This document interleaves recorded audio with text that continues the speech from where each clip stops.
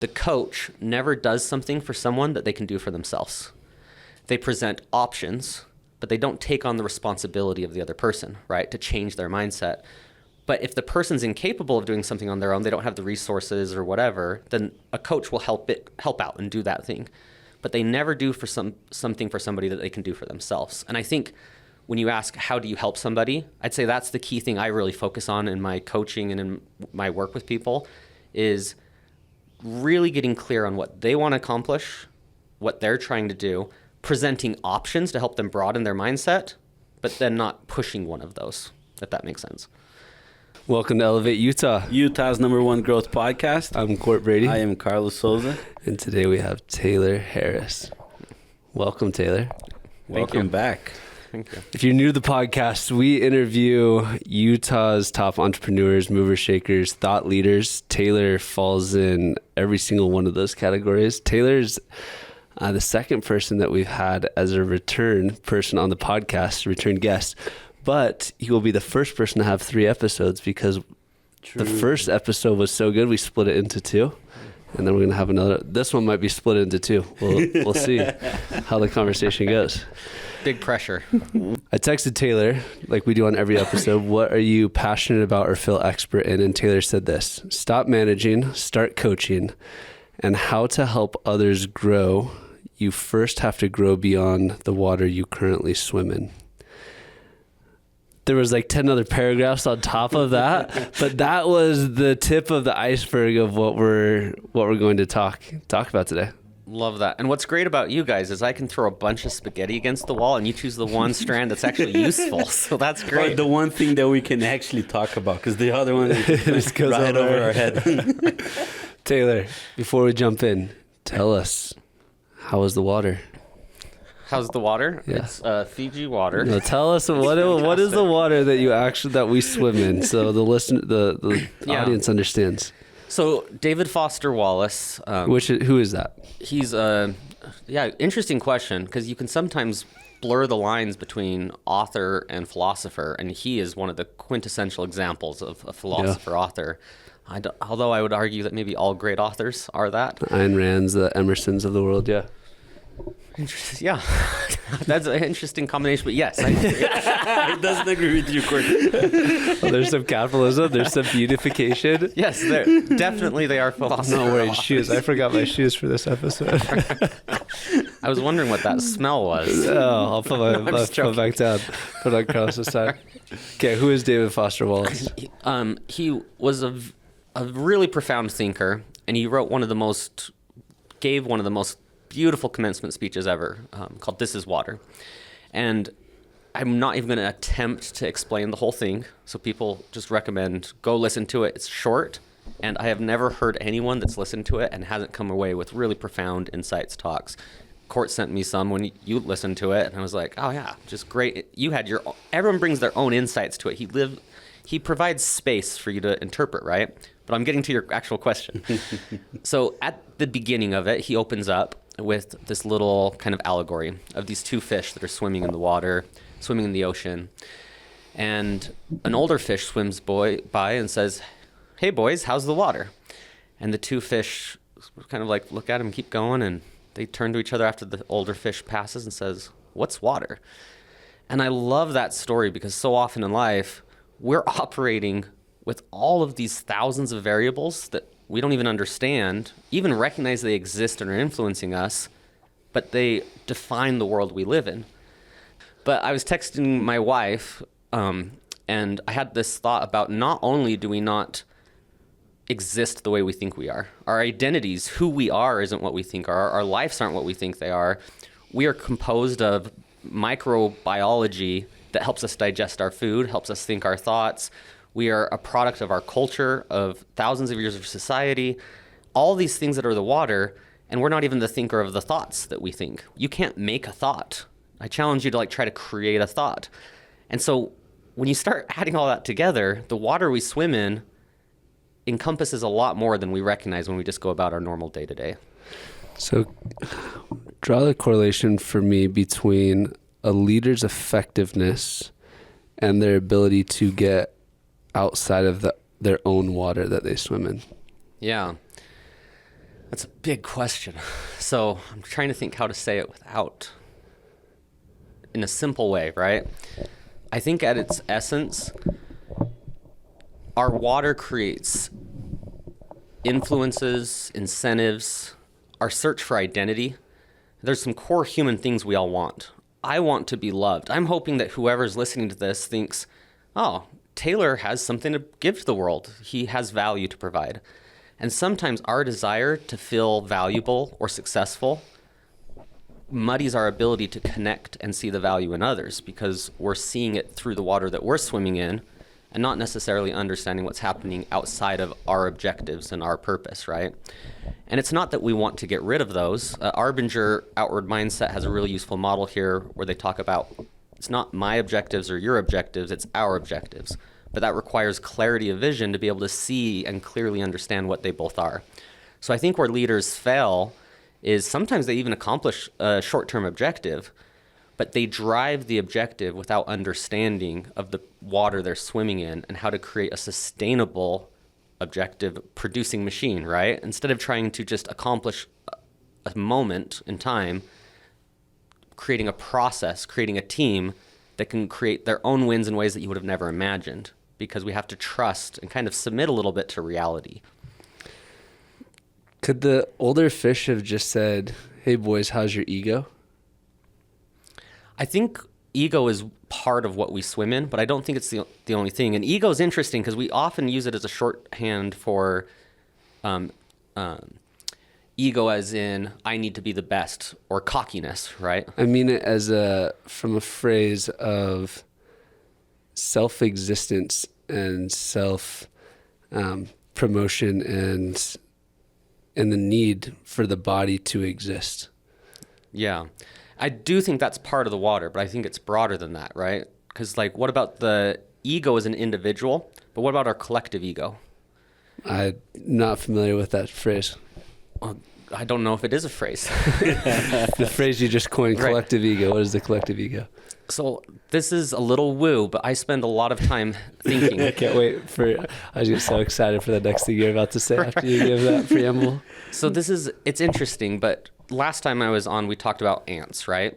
And we think of ourselves as an entity, right? I am Taylor Harris, but I'm not. There's lots of research on this. We make decisions not with our prefrontal cortex. Our prefrontal cortex explains the decisions we make in a narrative structure.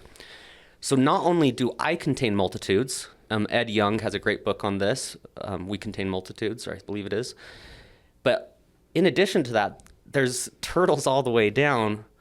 What is a company? A company has a collective consciousness, right? And different companies have different cultures with different strengths and different parts. A city is a collective conscious. United States, the entire globe today has a consciousness. And you can see this because sometimes the larger consciousness has different incentives and outputs than any individual wants. I mean, you can look at political environments today, right?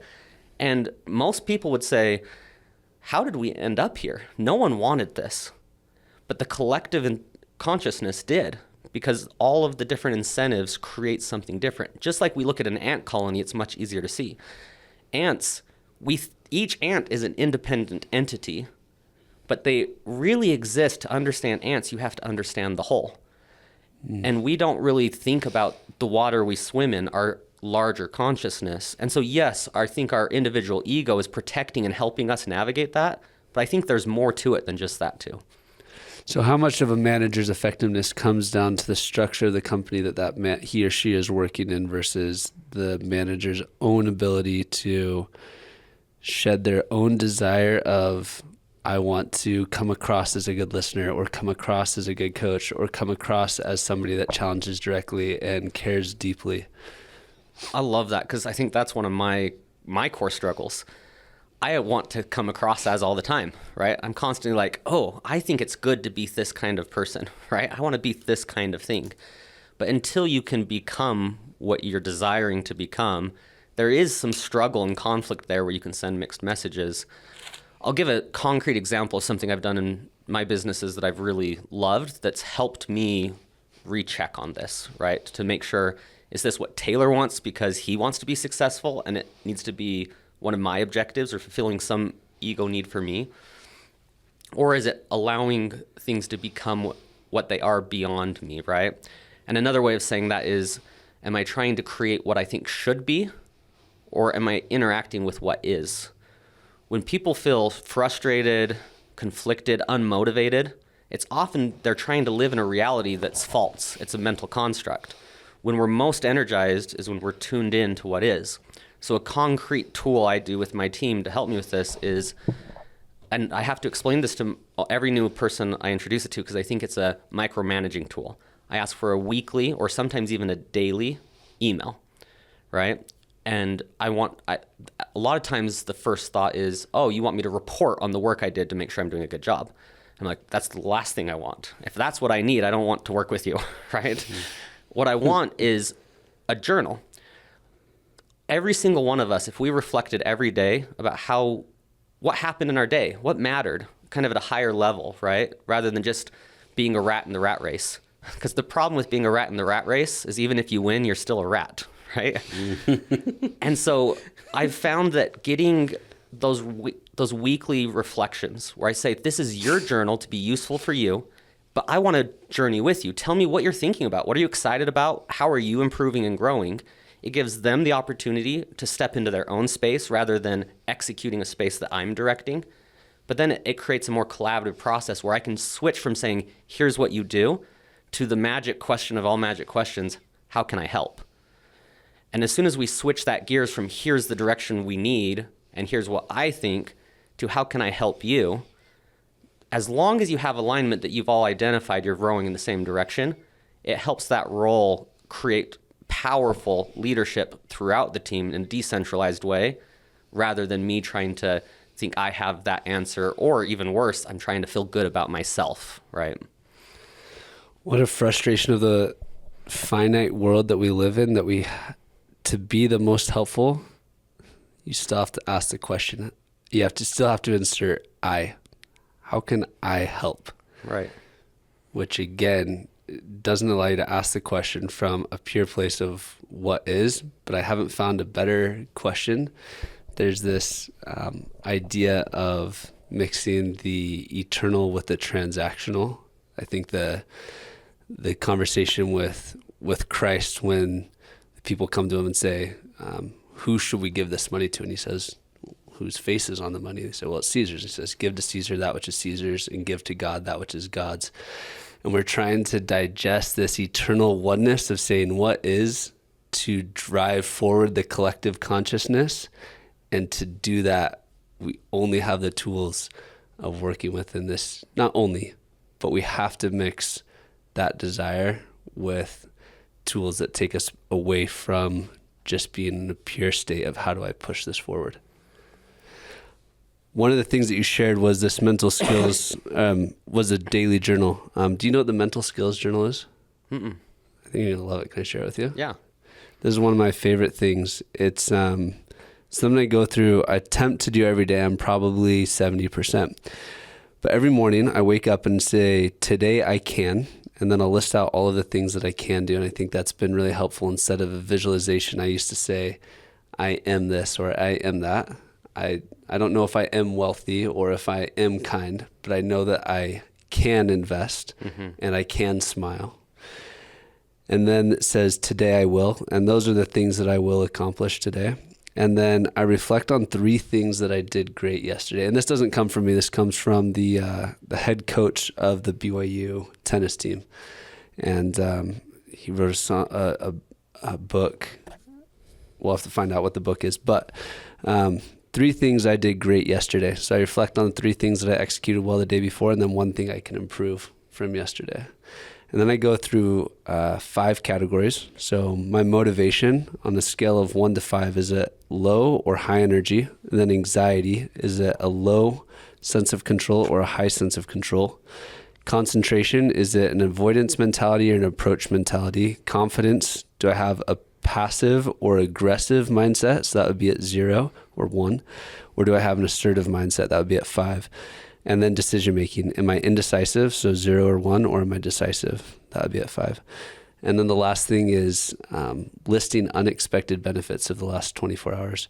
And it's interesting. I love that you have your people do a journal instead of a report, because this activity allows me to self-govern and self-improve every single day by focusing on what's important, how can I improve, what am I grateful for, and put the plan together for the next 24 hours. Yeah, and like if you're trying to manage somebody, then you're creating work for yourself so that you feel important or something, right? But if you're creating tools to help people self-evaluate, self-improve, not only does that free up everybody to do more productive things, it also, they're going to do way more than you trying to find their answers, right? Can you tell us about some of those tools that leaders could find valuable as they transition from managers to leaders? And do you have a definition for a manager versus a leader versus a coach, or is it just this nuanced graduation? If you're okay with it, I want to go back to your I comment before, okay, and then come back to this. Is that okay? Please. Because I don't think the objective is to remove the I, right? So I think there's this really interesting philosophy that I like that says nothing exists independent. The only existence happens in the interaction, right? So another way of saying that is a bridge has two sides, right? You can't have a one-sided bridge. That would not be very effective, right? And so I think that it's the false ego that's the problem, not the fact that we have healthy egos, healthy selves, because then there's nothing for someone to interact with. I think what to me is so powerful about the recognition of the ego is not the removal or the hatred of it, but the acceptance of it. And I have needs and things I want too, but not to let that be the only driver, right? And the reason I wanted to highlight that is I really like this is true in quantum physics too. Have you guys heard of the double slit experiment?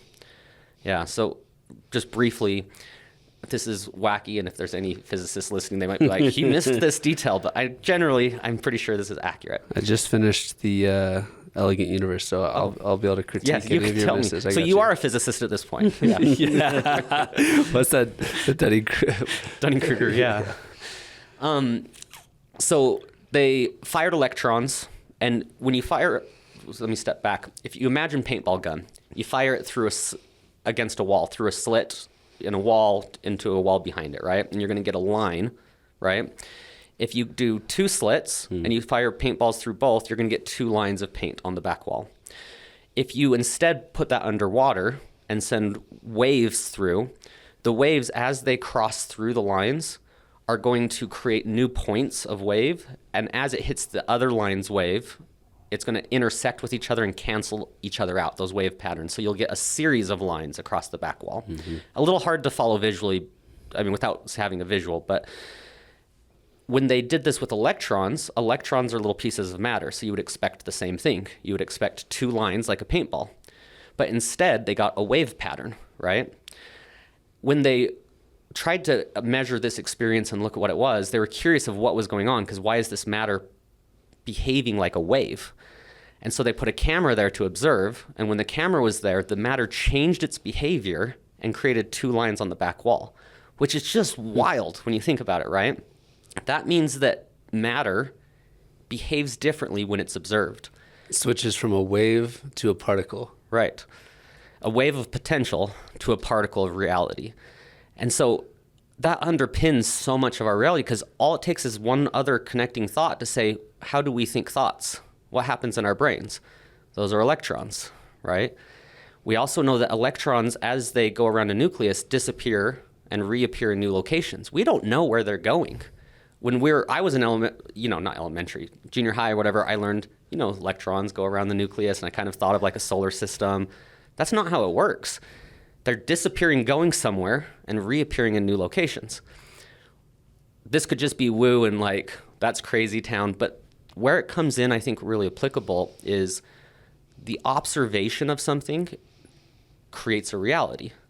And so when we think a thought, that thought becomes a reality depending on how we think it, right? You're saying the cat is both alive and dead. Right, the cat is both alive and dead. Until the observer is placed. So to bring that back to our identities, I think there's an element of not removing our identity or the I, but recognizing what we are currently and where we're going and what we're going to become.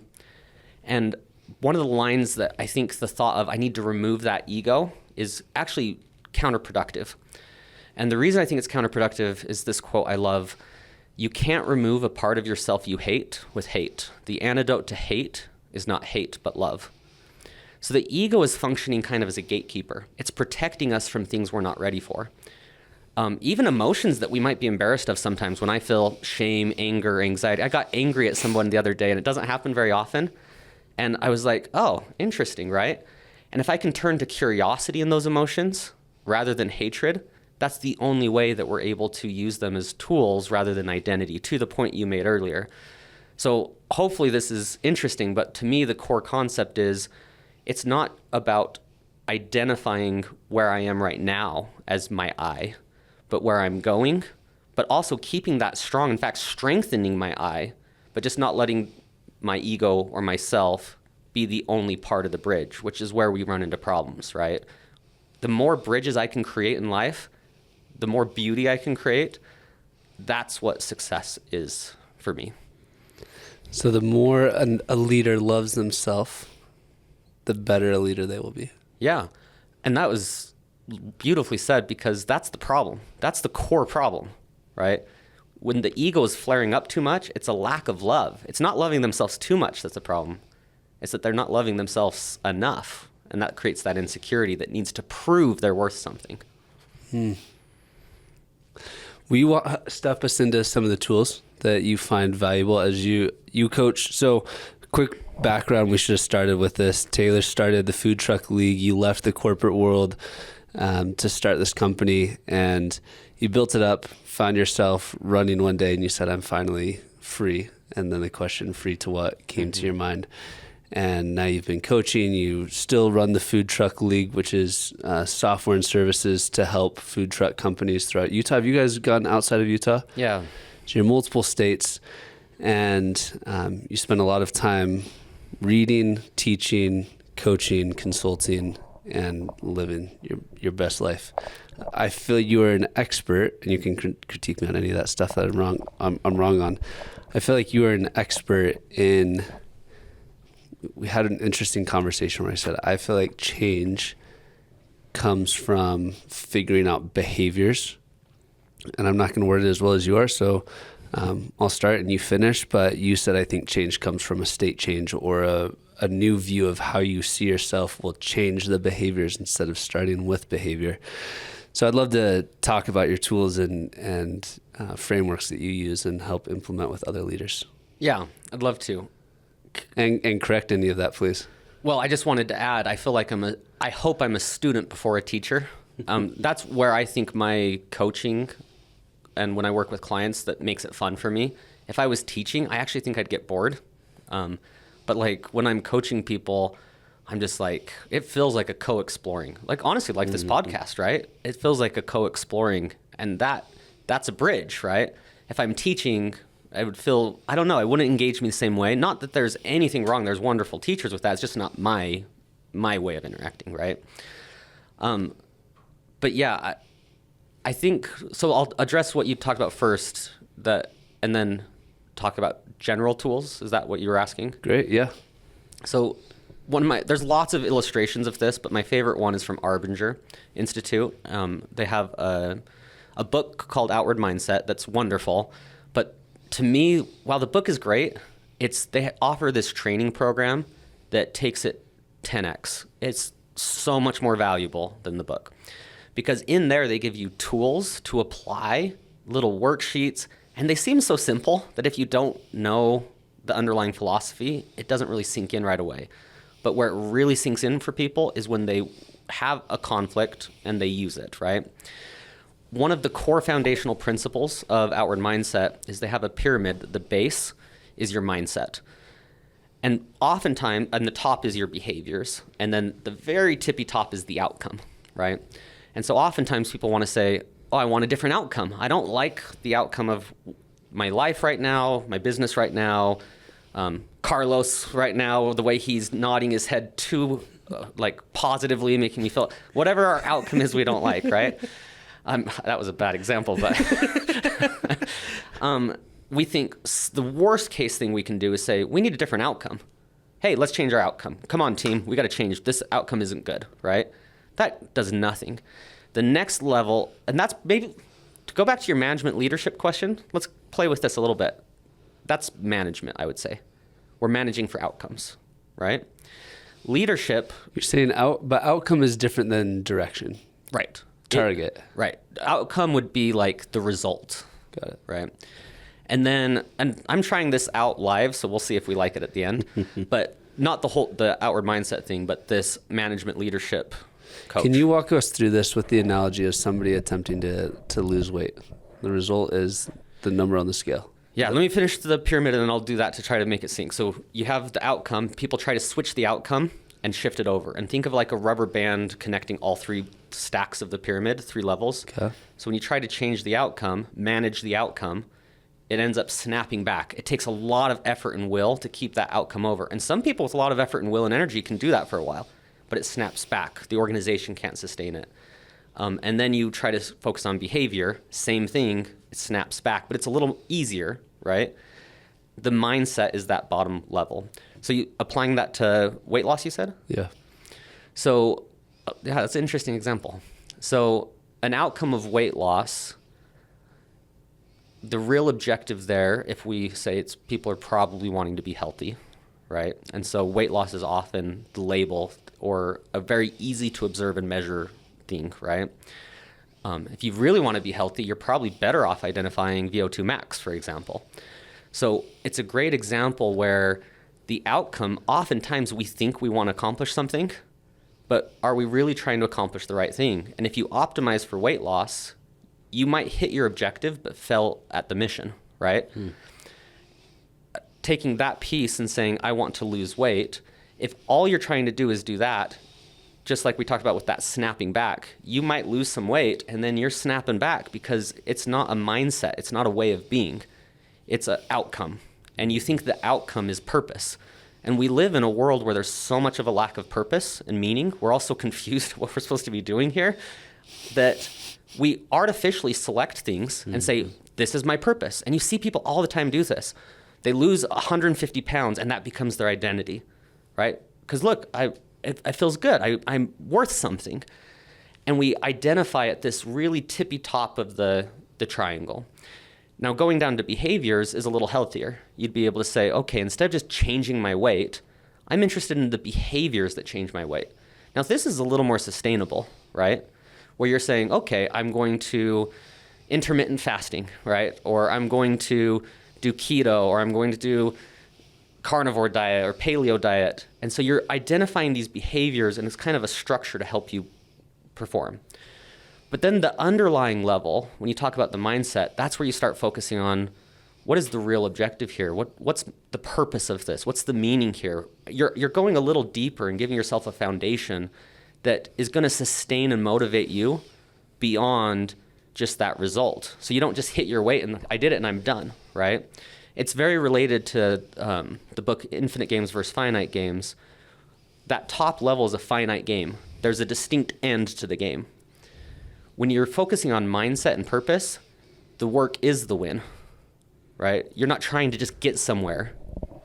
So Taylor, I feel like I agree. Actually, I don't agree with you. Love it. I feel like, yeah, it'd be awesome if, so let me reframe that. I do agree with you. If you can fix someone's mindset, the behaviors will follow naturally and the outcomes will follow behaviors because they're tied to them. I believe that attempting to change someone's mindset, independent of first changing their behaviors and letting them see the different outcomes and then live in that space for a long enough period of time till their mind actually shifts and they start seeing that themselves as that person with 150 pounds of less weight on them. For myself, my data point of 1, I don't believe that that's been the case. I believe it's been, I want this thing.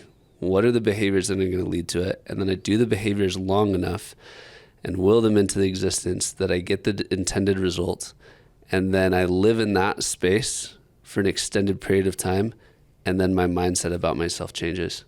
Love that. And then it becomes easier to do the behaviors and get the intended outcome. Yeah, I love that. What's the mindset when you say I'm going to change my behaviors? What's the mindset you have there?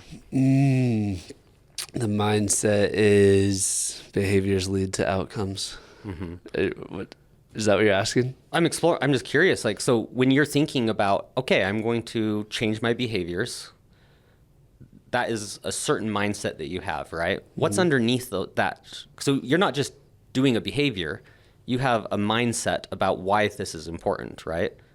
What is underlying that? What is it that you believe will happen if you practice different behaviors? I'll be more satisfied with my life or less dissatisfied with my life. Why will changing those behaviors help you be more satisfied? If I am dissatisfied with how I look physically, then I change my behaviors and then I become more satisfied with how I look physically. Yeah. Or if I'm dissatisfied with the friction of not having money, then I change my behaviors and get a different outcome and become more satisfied. So one possible mindset that you have there is an internal locus of control. There's nothing in the world that if I see it, that I can't look at it, think about what behaviors could change that action, and bring that inside my locus of control. Is that accurate? Maybe I need to reframe it. I felt my mindset was, I am not successful. In college, I hated not having money, and I felt less than and felt unsuccessful. Then I did a certain set of behaviors long enough that I got money, and then the outcome of that was I felt successful because I realized my success was not attached to that outcome. But it didn't come like I couldn't have had enough. I had so many people say, you're enough, you're more than, but it didn't come until I got the outcome and realized, oh, this actually doesn't define me. And then my mindset about it changed.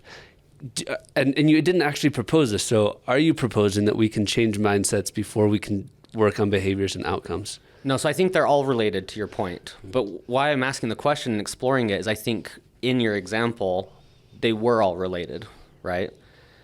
So you had a mindset that was enabling a permanent shift in behaviors. But it's not the behavior of you're not happy with your physical appearance and so you exercise more. The real behavior is I can change my behaviors, right? I'm not a victim of my behaviors. And that was a mindset that you learned that gave you an internal locus of control that opens up all behaviors.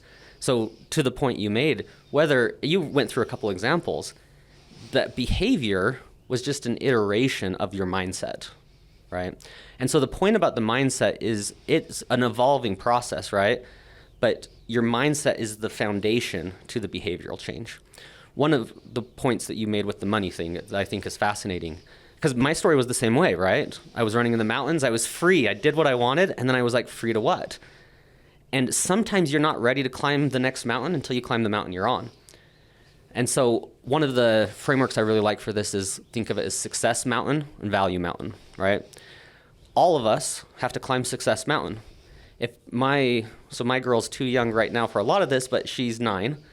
When she's a teenager or graduating from high school, if I come to her with value mountain, I'm like, you just need to give. And no, she needs to build her capacity first, right? She needs to become strong. As she becomes strong and she climbs success mountain, that will enable her to start switching over to value mountain. But you have to climb success mountain first, or else you don't have the tools to climb the other mountains. So that's where kind of learning what life is teaching you in this moment is so key. But having some knowledge about what's going on can still help you in that process, like it did with you.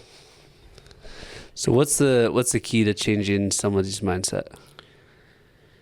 Yeah. So you probably don't like the way I worded that question because it innately says there's a need for a mindset to be changed.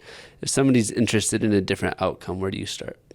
Yeah, I like that. I do. I like that. I wasn't sure why I didn't like it, but you nailed it. I think that because there's like this, can I do a metaphor here I just heard the other day? Baby chicks, right? When they're inside of an egg, they have nutrients in there to nourish them. At a certain point, those nutrients run out. They're going to die in that shell. But they're not strong enough to break out yet. And they have to work really hard to try to peck their way out of the eggshell. What would happen if I was on the outside looking at that chick really struggling and it's starving to death in there? if I don't help it, it could die, right? This is a key moment in this chick's existence. Maybe I should just open up that eggshell and help that chick out, right? But if you do that for that chick, the process of breaking its eggshell is where it gains the strength to be ready for the world. So I struggle sometimes with saying, like, the first question of, like, how do you change someone's mindset? Because I'm like, I'd be very scared to, right? I don't know. Like, when is it right? I don't know. What I think is interesting is there's that quote, when the student is ready, the teacher appears. But most people don't know the second half. When the student is truly ready, the teacher disappears. And I think that there's a certain element of positioning yourself to be ready to help people with what they're trying to accomplish rather than what I'm trying to accomplish, going back to our first part, right? And it's hard for me because I'm a very willful person and I get excited about things. And I'm like, oh, this helped me so much. Here, take this. But if I, and this isn't a me better than, I have different eggshells. It's eggshells all over the place that we break free of. But if I'm breaking an eggshell that they're not ready to leave yet, then am I actually helping that person, right? So I'm cautious to say, how do I help them, except for being there and really being cautious to understand what they're trying to accomplish and trying to help them with that, asking them questions, helping them shift mindset. In the drama triangle, which is one of the tools that I absolutely love, it differentiates what's the difference between a hero or a rescuer, and I probably should explain what this means. Yeah, walk us through what is the drama triangle. But to finish this thread of thought to your specific answer, the coach never does something for someone that they can do for themselves. They present options, but they don't take on the responsibility of the other person, right, to change their mindset. But if the person's incapable of doing something on their own, they don't have the resources or whatever, then a coach will help out and do that thing. But they never do for something for somebody that they can do for themselves. And I think when you ask, how do you help somebody? I'd say that's the key thing I really focus on in my coaching and in my work with people, is really getting clear on what they want to accomplish, what they're trying to do, presenting options to help them broaden their mindset, but then not pushing one of those, if that makes sense. Before we get into the drama triangle, so let's say they're getting a certain outcome and they come to you and you tease out of them and pull on some threads that they want some different outcomes in their life. Mm-hmm. Do you start first with, okay, what behaviors are leading to those outcomes? Let's switch those up. Or what is your current mindset? Both, right. Yeah. So I like to map that out, right? So one of the tools I love is called the fitness landscape. Okay. So it depends where someone's at. If someone's in the fitness landscape picture, you have the sea of unsurvivability. You have the beach, right? You have a plateau. You have local peaks, and then you have the global peak. If someone's in the sea of unsurvivability, if they're just like so stressed out, they're in despair, their emotional state is just in a really difficult place, it's not always real helpful to go all the way to be like, what's the nature of life? What are we trying to accomplish here, right? Sometimes you just got to get out of the sea. And so there might be times where it's like, yeah, let's find the problem. Let's create a plan. A term for this that I really like is holding space. So there's times where you give space, and then there's times where you hold space. So if I see someone in the sea of unsurvivability on a particular issue, and they're not ready to kind of navigate some other pieces because they're dealing with something really intense right now, then as a coach, as a friend, as a husband, can I step in and hold space for them to help them get out of the sea? Because we just got to get there. And then as they're climbing, I can stop holding that space for them when they're ready to take that on. We all need people to hold space for us. And so there's an element where if someone's in a struggle and they're like, I really need that outcome change, it's there. Now let's take a higher function. Can you talk through what that looks like on a tactical level from a supervisor to a direct report? In a company setting? Yeah. Yeah, in a company setting, it's a little different because than a coaching environment.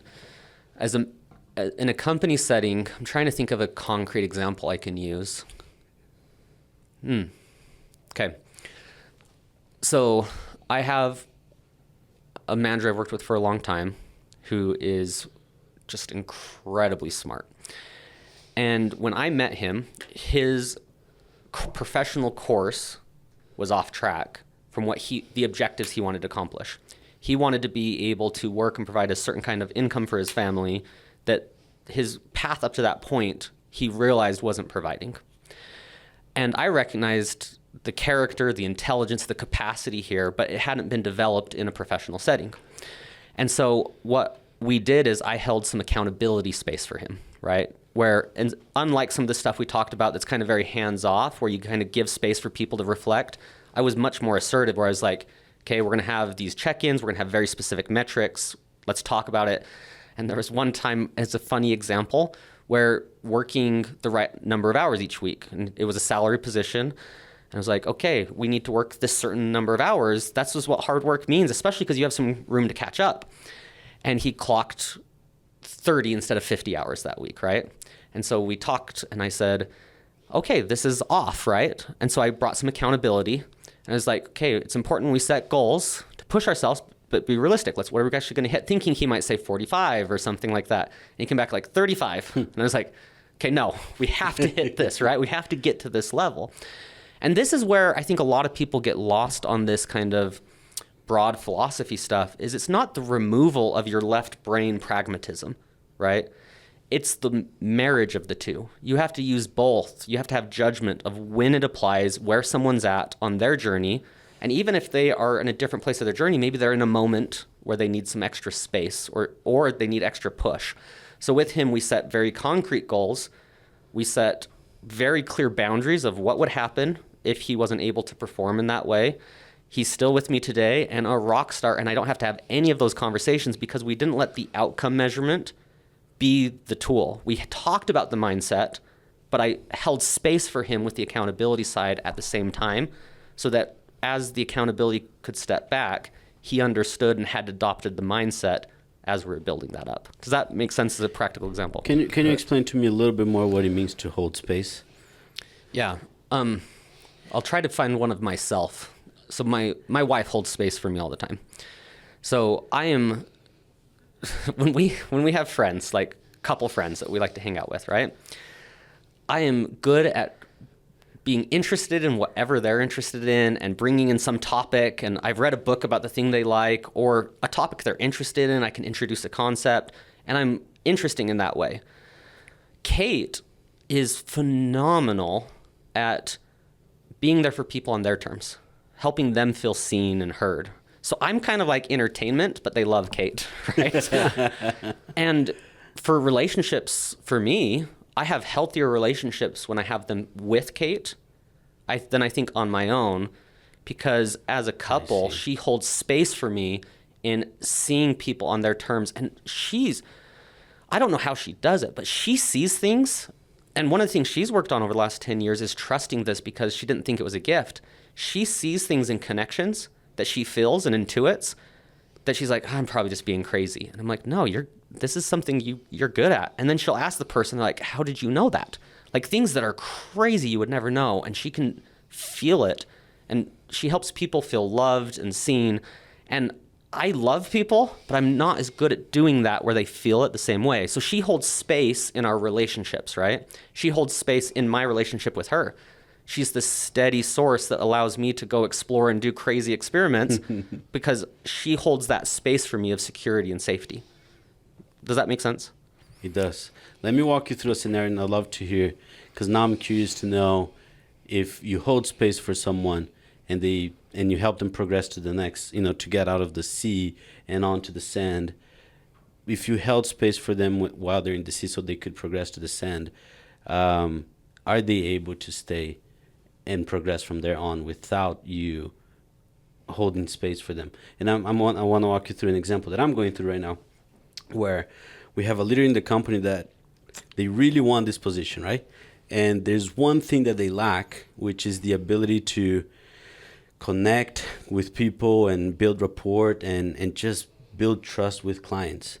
So what I've done is, okay, you're really good at these two things that we need for the role, and I'm really good at building connection and building friendship with clients. So every time that you interact with a client, I need to be there. So I'm holding, would you say that's holding space in that aspect? Yeah, and to your point, there's lots of ways. We can do it through skills and relationships. We can also do it through thought processes, right? So going back to like court's example with behavior change, right?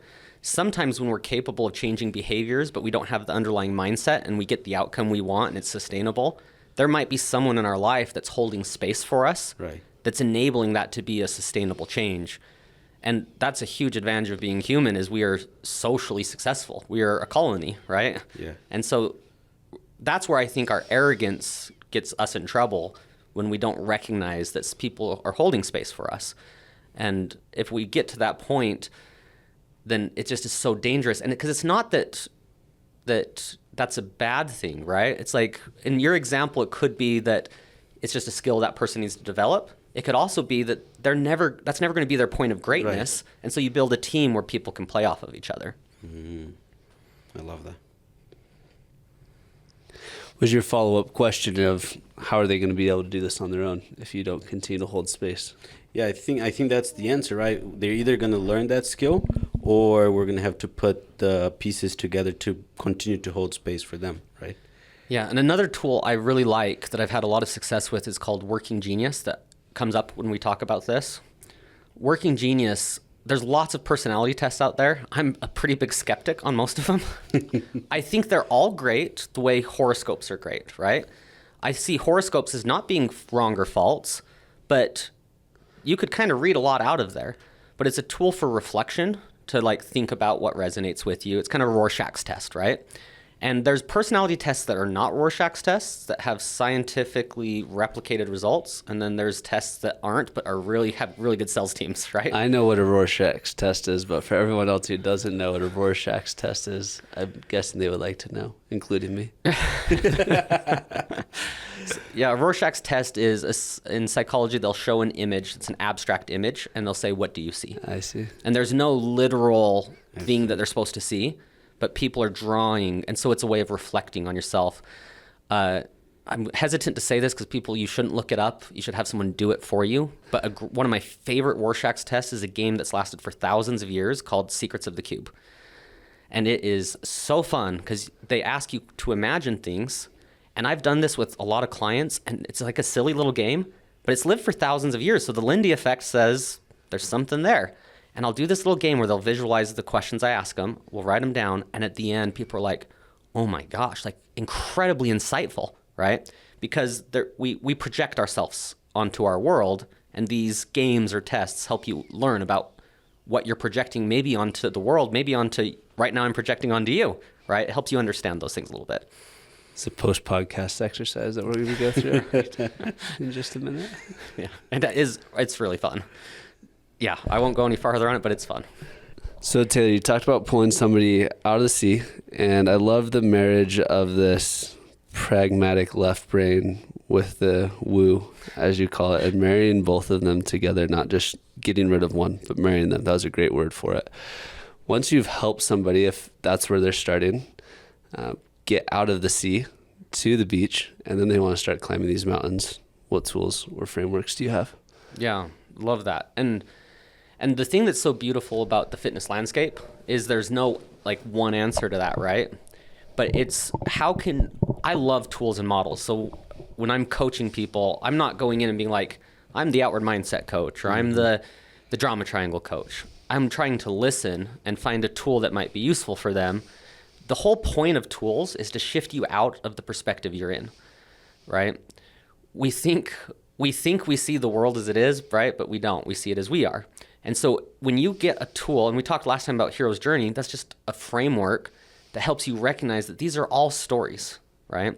So for some people, climbing onto the sand is the highest that they've ever imagined, because if their family's gone through generations of trauma, getting onto the sand might feel amazing. And so once you get to the sand, then you might be ready to acknowledge, okay, what other stories are there? Tools, models, frameworks, all of these things, Lord of the Rings and Harry Potter, they're all ways to help us see the world outside of ourselves. The more lives you can live, the more tools and models and frameworks, the more lenses you can look through the world at, right? So one, I mentioned just a second ago with your example with Working Genius, instead of being a personality test trying to say this is who you are, it says a much narrower goal of this is how you work. it also tries to be directionally correct instead of precisely correct. And I think that's really important. Sometimes tests want to be valid or get credibility by saying, you are 13.76 points of this, right? And it's like, what does that mean, right? No, you're in this direction. And what it does is it breaks down the 6 stages of work to understand the way you interact with work. You start off at the highest level. All work, regardless of who you are, you start off in wonder. Why are things the way they are? What's the landscape, right? So if someone struggles with that stage of work, when they climb up on the sand, they might not be as good at seeing the full landscape of things, right?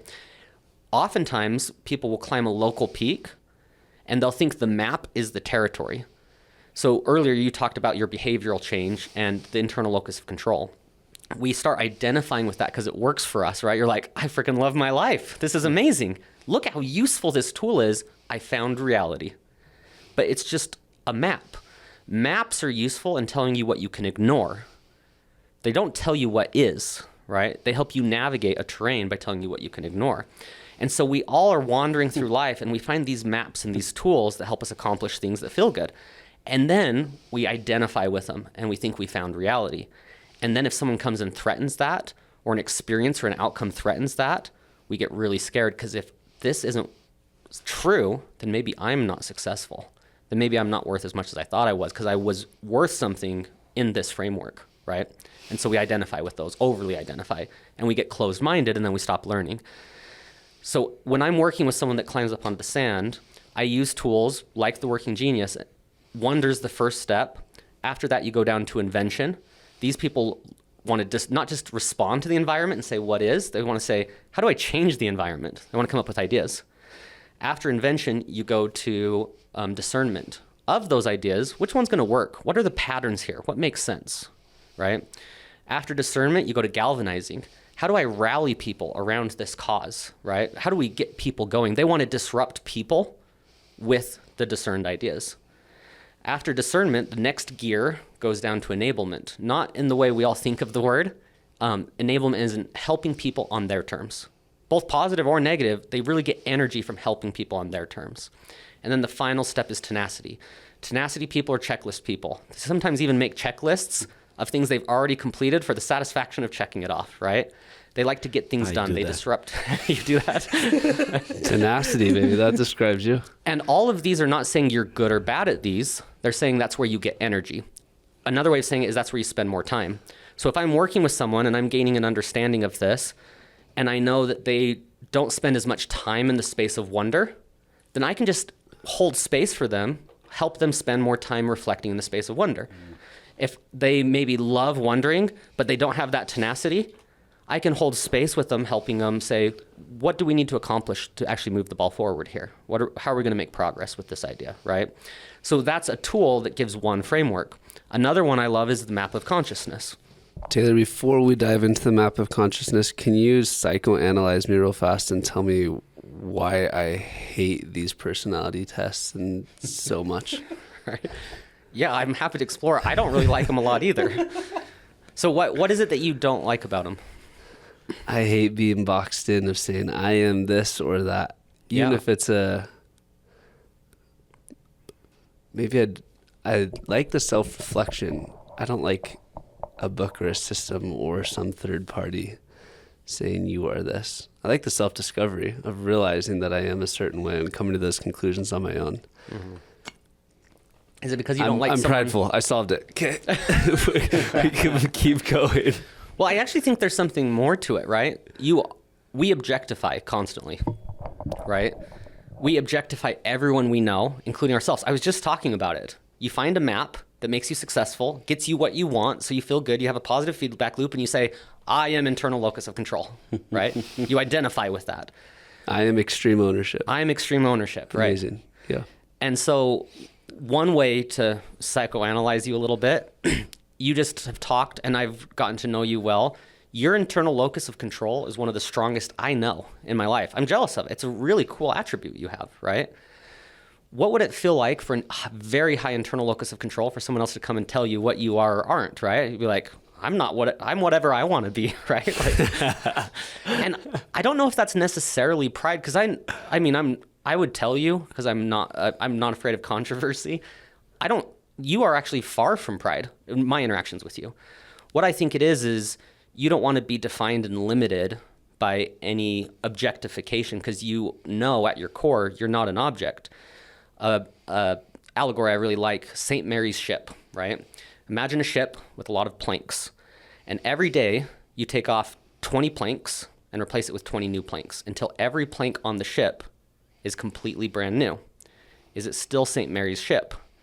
Nothing that existed previously is still on the ship. You've replaced every single part of it, but it's still the ship, right?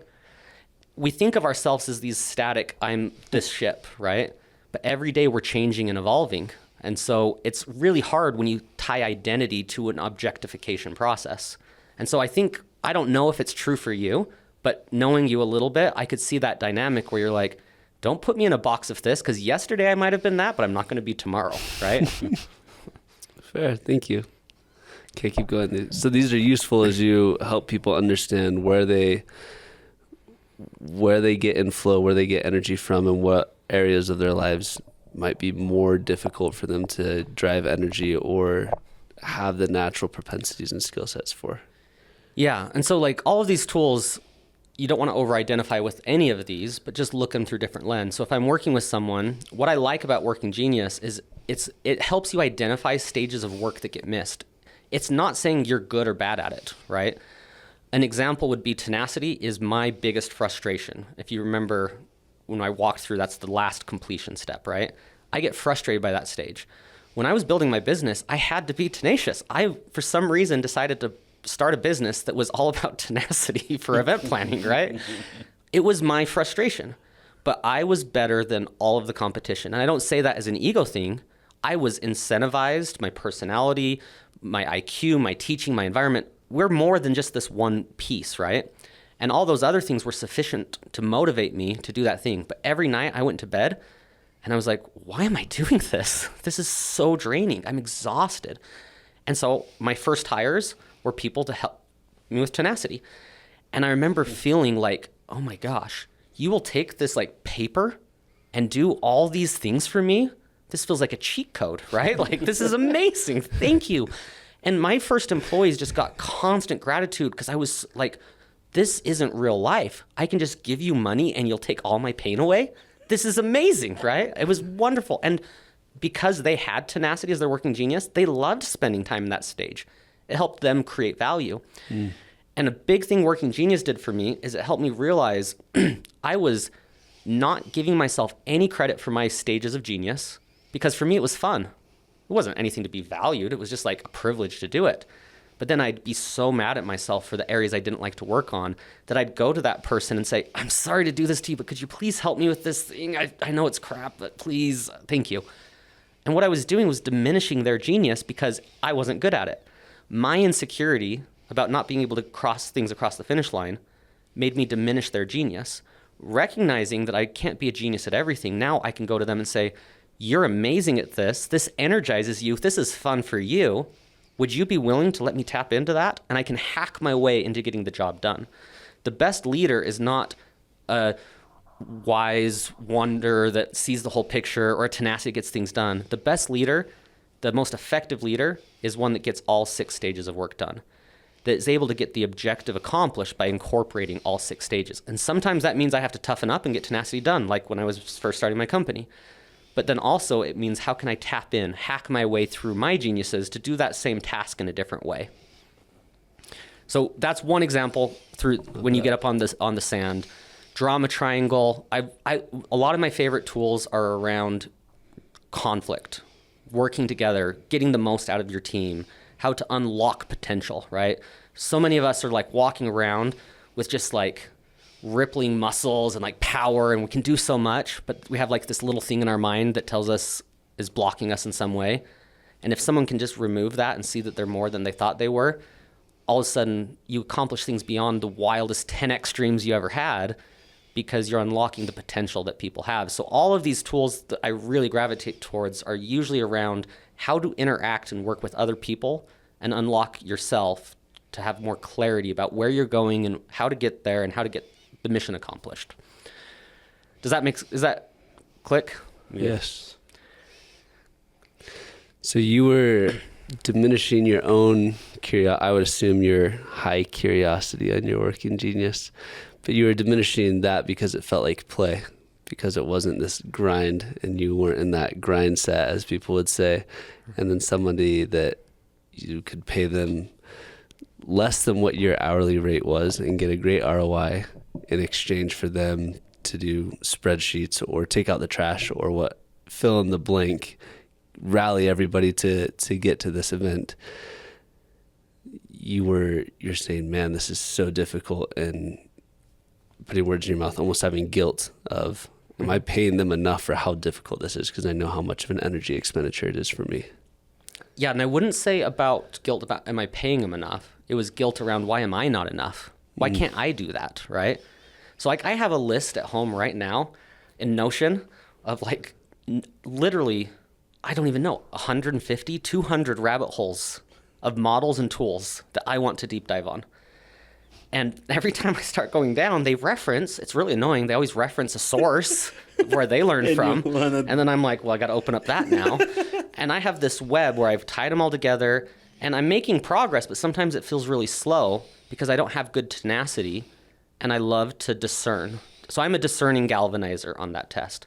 I love to, it's part of my style of coaching. I love to listen and figure out what's going on and see a pattern. And then once we together discover something, I love to galvanize. Galvanizers love to show the why behind the what. Me and Court have almost identical working geniuses. So it's fun when we talk, I can see some of these elements, right? We love to see the patterns and what's going on. And then once we find it, we see, this clicks.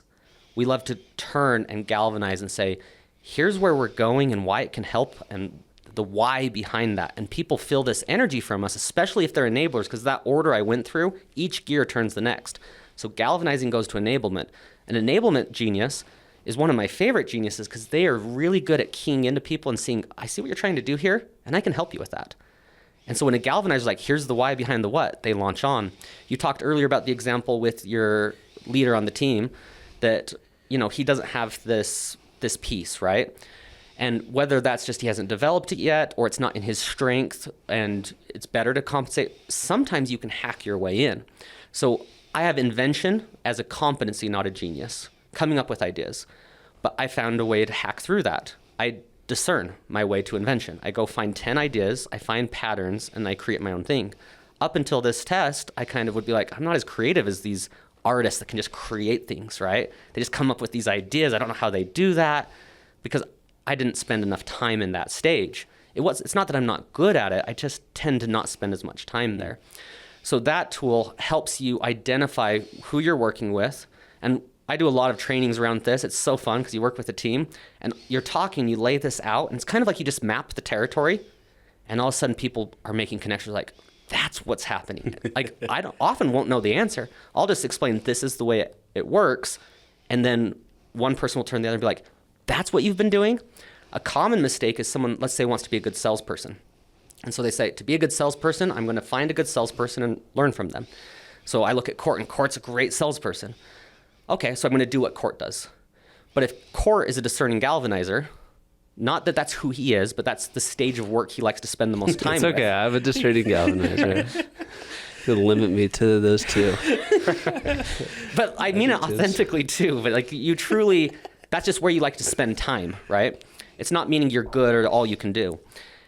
If I model myself after you and I'm not that and I'm a tenacity, then I'm walking your path and I'm going to fail because it's not authentic to me. I love that. If you're walking a path that's well carved out and you know exactly where it goes and what it looks like, you're on the wrong path, right? You're on someone else's path. They've carved the path out.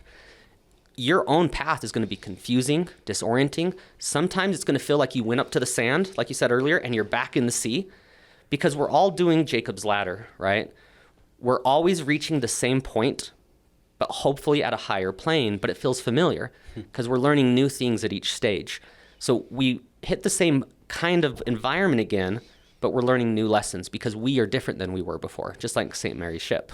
So could I ask you a question on that? I'm building a consulting company with Covalent, and the purpose is to find founders of 20 to 200 person companies that want to grow at least 50% and are stuck spending a lot of calories solving people problems instead of creating or growing their business or stepping away if that's what they choose to do.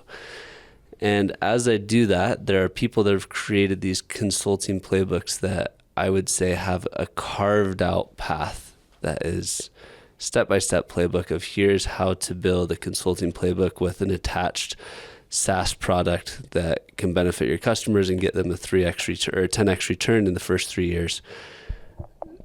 I'm attempting to find somebody that has a carved out path. Are you saying be the divergent ant with the emergent strategy instead of taking the carved out path? Maybe, yeah. So I think of it like, depends what you're trying to accomplish, right? So let's take a company. They're in the sea of unsurvivability. A lot of small companies are. And like, I've talked with you about what you're doing. It is amazing. Like, I love it. Because what you're doing, in my view, we talked about holding space earlier. If a company's smaller and hasn't developed some of these things, those are necessary. And someday they might need to find their way to make it authentic to their culture. But you're giving them a framework to build that in, to make sure that they are building it in an authentic way, right? You're trying, when I've talked with you, you have like, there's like this mixture, this conflict of sometimes they just need to get out of the sea, like, do this, right? Like, this is an important thing you need to do. And there might be 100 ways to do that thing, but here's a way to do it that's good. And when they have 1,000 problems, as a small company, as we all know, does, sometimes they don't have time to do all those. They might be carving a more important path for their organization at that time, right? And so you might be able to help them through that. And what you've shown me is, I love it so much because you're helping them with specifics, but you're more importantly giving them a framework to operate in, to make sure that they're asking good questions and they're exploring those questions to make their own path, right? Because there's questions we all have to explore. So in the context, so I appreciate that answer with the framework of implementing it into companies. The other side of the question is, as I'm building this company, this consulting plus software, there are people that have built consulting plus software companies and they have a path. Are you saying follow the path? I feel like you're saying don't follow the playbook that's already been proven. Go and create your own. Yeah, so to go back, when I talked about the path, I'm talking about your whole life or your whole business. So there's elements that, like me personally, I'm adopting other people's stuff like crazy. I would call those like mindsets or frameworks or ways to view your path, not your path, right? And so like going back with the sales example, I want to look at Court and be like, I want to be a great salesperson like Court. I can learn a ton from you. In fact, I have learned a ton from you. We had a lunch conversation a while ago and you probably don't even remember what you talked about, but I learned a lot about how to sell from you. You had different approaches, different angles. So the mistake is when we think your path is the answer versus learning and integrating that, right? Going back to the ants, the left brain wants to exploit resources. And Ian McGilchrist, the master and his emissary, his thesis is our society's gotten so rich, there's just wealth everywhere, that all of us are just in exploit mode constantly. Because we're looking around and it's like, there's gold everywhere, right? And so we're just in exploit mode. And so I can copy somebody and there's so much wealth, I'll be successful in exploiting resources. And I'll be good, right? But I won't be great because I haven't found how that incorporates with my two sides, how my unique contribution can make me the best in the world at what I want to be. Can we double click on that? Because I would love to be great instead of good. What's your advice? Yeah. And I don't mean that facetiously or like being flippant. That's a big, but I think many people listening to the podcast are highly driven and also believe good's the enemy of great. And they hear you say that and they say, oh man, please give me the playbook. But maybe you're saying that's the wrong question because there's not a playbook to greatness. Maybe what's the framework? What are some of the principles? What are some of the questions to be asked? Yeah. So like, I think there are some, right? And they sound like cliches, but I think there are some commonalities. Like, does your path, there's guide rails or ways to check yourself, right? Is your path leading you to more love or less love, right? Is your path leading you to open-mindedness and being a student and learning and growing, or do you have the answers? the answers are easy. It's the questions that are hard, right? And so I think there's guideposts there, but I think the core thing is I love the orienting question of what do I want to be the best in the world at?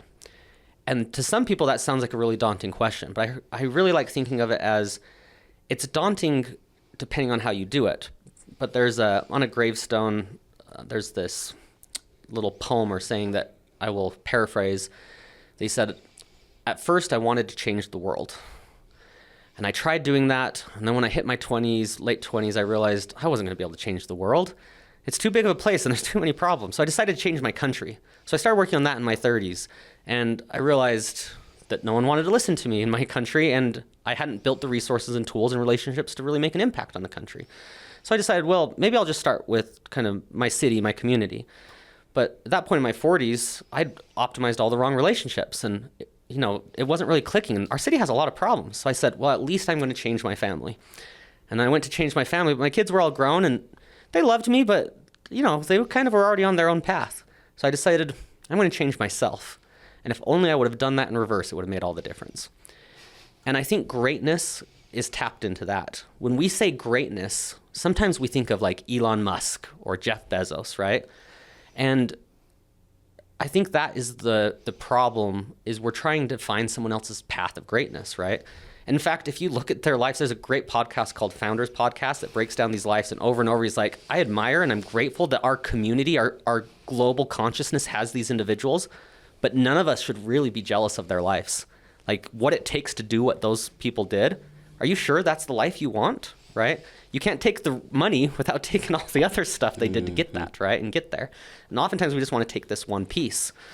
And so I think that to find your greatness, you learn from others, but you can't follow that path. You have to say, what am I going to be the best in the world at? And the best way to do that is just like that gravestone, narrow down to your situation. I don't know if I did it today, but how could I be the best guest on your podcast? Oh, well, maybe I can't do that because I've listened to your podcast and there's some amazing people.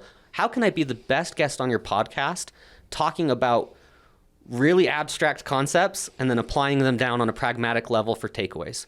Okay, now I've just narrowed that scope down a little bit, right? And maybe I'm not quite there yet and I just keep narrowing. But if I reach a certain point where I've narrowed it down, where I can be the best in the world, and I have, going back to my mindset, right? My mindset is I'm going to be the best in the world. Now I can expand that out and broaden what I'm the best in the world at, rather than trying to be Elon Musk, which I think is where people's minds go, right? Just kind of going maybe a little bit deeper into that. When asking that question, I think most people would just go to what they would like to be the best in the world at, which is kind of the Elon Musk, the Jeff Bezos narrative. What questions can someone ask that will identify actually what they should pursue to be the best in the world at? Does that question make sense? Yeah, that's a $1 billion question, right? Because I think that's part of the journey. Is I don't know that we really know. Like, think about what success is to you, right? Now, what was success to you 20 years ago? Do you want me to answer that? Yeah, do. 20 years ago, very rich soccer player in Europe. Right.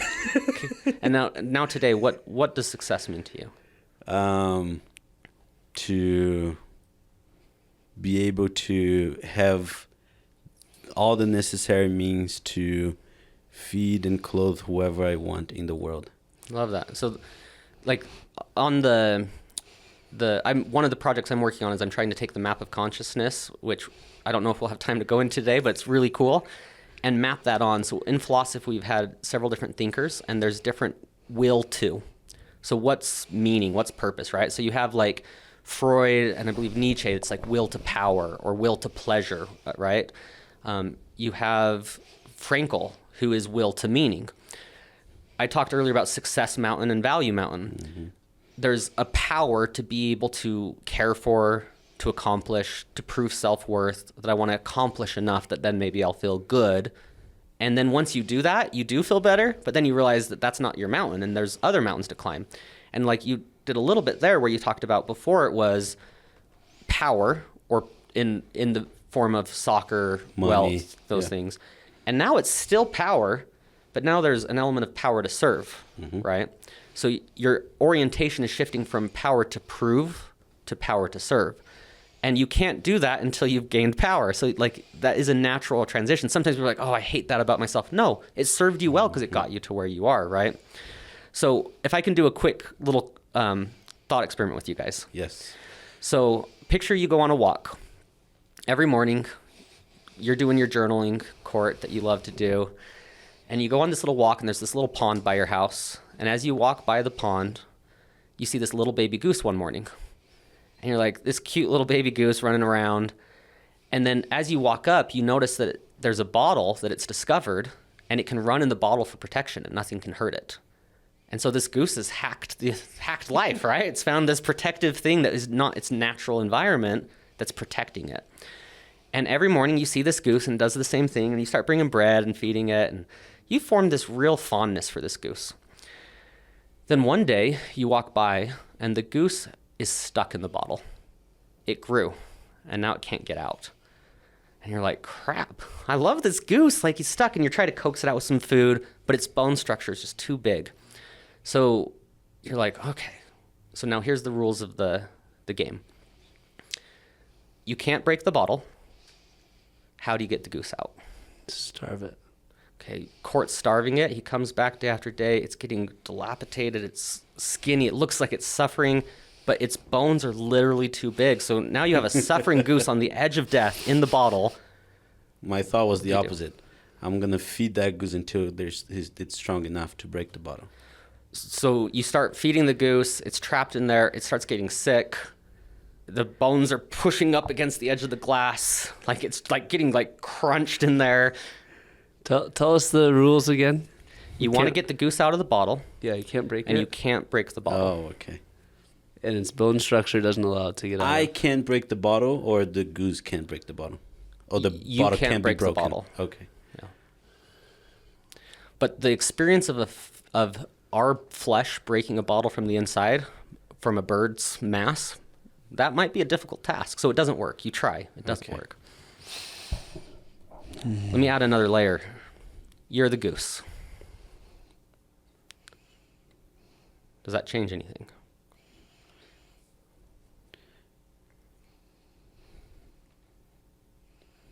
Break my own bones so I can get out. I was going to say that. You try to break your own bones. You're flapping your wings around. It's not working, right? You don't get out. And when you're ready to give up with the frustrating game, I should label that cones are meant to be frustrating and have unsatisfying answers. They're different than riddles. I don't even know if I'm pronouncing it right. It could be koans. I don't want to accept death, but I'm gonna break that bottle. But you're facing death, right? What'd you say? I'm gonna break that bottle. Yeah, you break the damn bottle, right? We talked earlier about the chick and the eggshell. We talked about the map is not the territory. We all find in life these bottles that help us, and there's rules to not break it because it's scary to break it because it's your security, it's your identity, it's who you are. And at a certain point, we get desperate enough where we break the bottle. But it's against the rule, Taylor. That's cheating, right? And I love that story because the frameworks, the models, the personality tests, all these things are just bottles, right? They're layers that we go through. We're just breaking through that eggshell, breaking through that bottle, right? So in that allegory, in the chick example, all of these are like the allegory of the cave from Plato back in the day.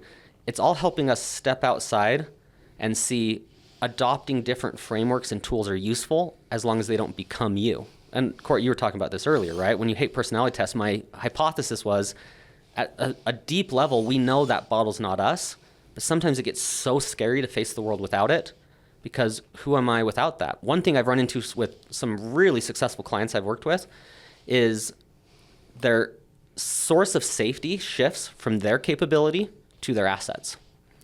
They become terrified of losing their assets, their security, because then they might have to go back and grind the way they had to when they were 22 years old and it was hard and it was difficult. And they're so scared of that. And if I lose these assets, I might have to go back and suffer that way again, right? And their confidence shifts from their ability to respond and be with what is and adapt and figure it out to I have $10 million in my Schwab account that's going to protect me if the world goes to crap and our politicians ruin it or whatever, right? I feel that pressure in myself too, right? Sometimes I'll see myself switching my security from different things, whether it be my internal locus of control, which is a beautiful, wonderful tool.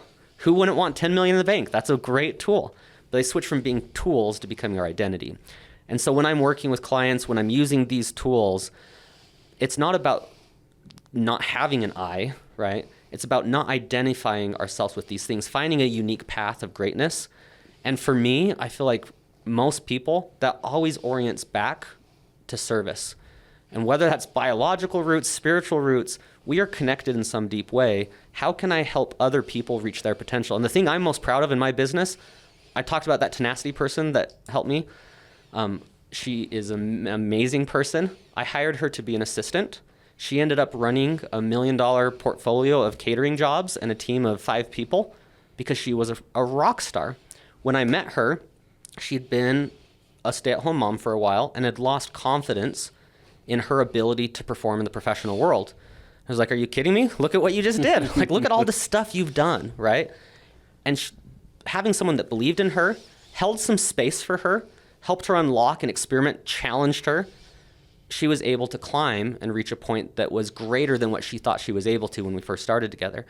That, to me, regardless of what happens after that, and she's no longer with us, she went back to school, and I haven't talked to her for a little while, but still love her, think the world of her, and that, no one can take that away, right? Because that was real. And that's how I measure success. One of the ways I say that is if I were to, this is kind of gruesome, if I were to die in a horrible, on the drive home from here, right? I'm going to drive real careful now after saying that. Yeah. If I was to die Text us when you get home. right, to die on the way home, one measurement of success for me is how sincerely and authentically have I interacted with other people that my 4 kids, who mean the world to me, would have guardian angels. Not their father, not stepping in and taking on responsibilities that are not there, but people that would see my kids and take an interest and check in on them every once in a while in their lives, right?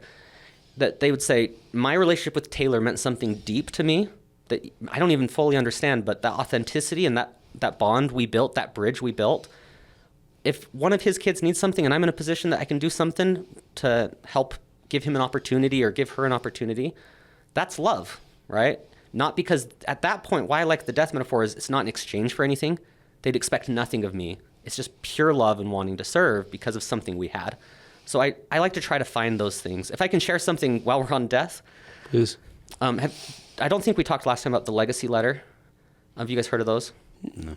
So I play soccer still, old man soccer on Wednesday nights. And someone I played with for a long time. By the way, we won the championship last year. Wow, congratulations. Thank you. I'm the worst player on the team, but I was there. We had a really good friend of ours that played with us for a long time. I knew him through soccer. Went up to their cabin to clear off snow off the roof. And, it was kind of coming up for spring, so he was clearing it off. And there was a roof avalanche. Collapsed on him and he died. And this happened right before our spring season started. It was actually right before I went to South Africa for a conference, and as I'm boarding a flight to South Africa, and I just am contemplating existence this way, it put me in like a very reflective mindset. And I thought, okay, that could happen to anybody. What would it be like in that moment when you know your end has come, and I know I have my 4 little kids back home? What would I give? What would I want to give them in those last moments? And I thought, there is nothing in the world that'd be worth more than the ability to write a letter to them that they could hold on to have their dad's voice for the rest of their life. So I wrote a legacy letter. I cried a bunch while I was writing it, and it was very difficult. It's daunting. You try to say, what would you say? I had to just say, forget the right answer. I'm just going to write a draft and put it down. So I wrote a section for each kid, and I wrote a section to all of them of what I think it is to live a good life, right? This is a tool I do with some of my clients too. It's a hard tool. A lot of my clients have not wanted to, that I've brought it up with, because it's daunting. You sit down and try to write that. It's emotional. But now that I have it, and I plan on writing every periodic time updates to it, but I'm now able to be more present, and I'm more enjoying what my kids offer in those moments. I'm seeing the beauty in them. I'm thinking about what it is to live a good life more, And it was this beautiful exercise, not only giving me peace that what is it I want to communicate to my kids if I die, but I'm here. And so can I embody and live those principles? And I believe when we go back to your meaning and purpose question, those are tools I use to try to find that, right? Another one is you're 80 years old. Someone discovers a time machine. They come to you and say, here you go. You have tonight to have dinner with yourself on February 7th, is that today? 2025. You get one dinner. It's an hour long. And you come back. And tonight you get to eat with yourself, right? Your future self. You've grown so much. You've learned so many things. You know what's important, what's not. Write about that experience. What did you learn? What do you tell yourself? That also is another tool. So switching paradigms, same thing as all these tools, right? Switching paradigms, getting perspectives, finding out what matters, what means something to you. Is that an answer? That is an amazing answer. Taylor, this has been amazing, man.